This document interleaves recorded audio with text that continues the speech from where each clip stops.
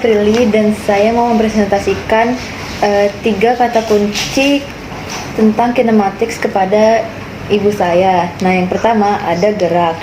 Pengertian gerak adalah perubahan posisi atau kedudukan suatu benda atau objek terhadap suatu acuan. Nah, yang kedua ada posisi.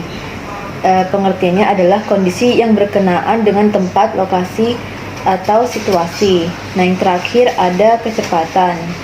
Pengertian dari kecepatan adalah ukuran seberapa cepat suatu benda berpindah posisi dalam suatu selang waktu tertentu.